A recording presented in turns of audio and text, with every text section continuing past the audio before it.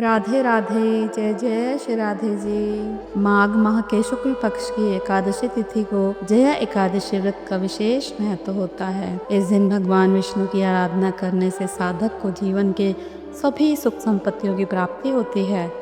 धार्मिक मान्यताओं के अनुसार इस व्रत के पालन से देवी लक्ष्मी का आशीर्वाद भी प्राप्त होता है, जिससे परिवार में समृद्धि और खुशहाली बनी रहती है। जया एकादशी व्रत कथा। स्वर्गलोक में एक बार इंद्र की सभा में भव्य उत्सव का आयोजन हो रहा था।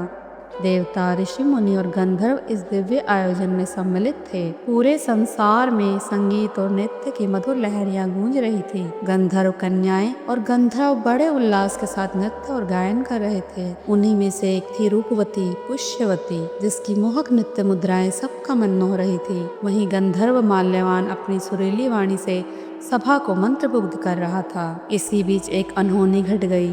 पुष्यवती की दृष्टि जैसे ही माल्यवान पर पड़ी, वह उसके सौंदर्य और आकर्षण में खो गई। भावनाओं के प्रभाव में बहकर वह अपनी नृत्य लय से भटक गई। उधर माल्यवान भी उसकी सौंदर्य छटा में ऐसा खोया कि उसका गायन बेसुरे स्वरों में बदल गया। यह दृश्य देख इंद्र सहित समस्त सभा विस्मित रह गई। इंद्रदेव के क्रोध की ज्वाला भड़क उठी और उन्होंने दोनों को तुरंत सभा से निष्कासित कर दिया।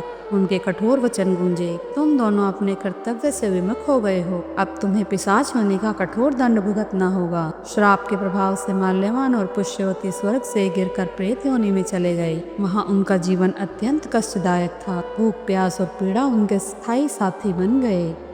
इस यातनापूर्ण अवस्था में एक दिन ऐसा आया जब माघ मास के शुक्ल पक्ष की जया एकादशी आई। संयोग से उस दिन उन्होंने अन्न का सेवन नहीं किया और केवल फलाहार किया। साथ ही उन्होंने अपनी दुर्दशा से उबरने के लिए भगवान विष्णु की आराधना की, उनकी महिमा का गुणगान किया। उनके श्रद्धा और भक्ति से प्रसन्न होकर स्वयं श्री हरि विष्णु प्रकट हुए और बोले, तुम दोनों ने अज्ञानवश भले ही अपना कर्तव्य भंग किया, लेकिन मेरी भक्ति से अब तुम मुक्त हो जाओगे। जया एकादशी के पुण्य प्रभाव से तुम्हारी प्रेत योनि समाप्त होती है। भगवान विष्णु के आशीर्वाद से दोनों को पुनः सुंदर दिव्य शरीर प्राप्त हुआ और वे स्वर्ग लोक को लौट कर आ गए। जब वे इंद्र की सभा में पहुंचे तो इंद्र चकित रह गए। उन्होंने पूछा, तुम दोनों इस योनि से कैसे मुक्त हुए?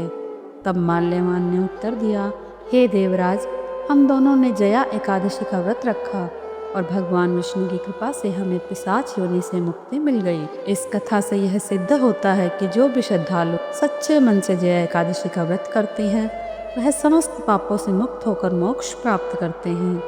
भगवान विष्णु की कृपा से उनका समस्त कष्ट दूर हो जाता है और वह जीवन मरण के बंधनों से छूटकर परम आनंद को प्राप्त होते हैं। बोलो श्री हरि विष्णु भगवान की जय हो। एकादशी महारानी की जय हो।